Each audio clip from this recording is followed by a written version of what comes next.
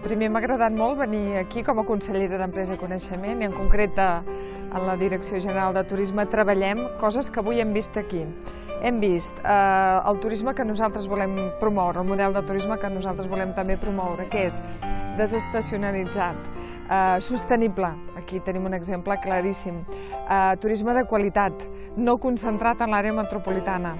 Per tant, jo crec que primer cal felicitar la família que ha portat a terme totes aquestes reformes, primer pel gust, pel respecte que ha tingut a l'arquitectura i al passat d'aquesta masia, però sobretot per la visió de futur que té.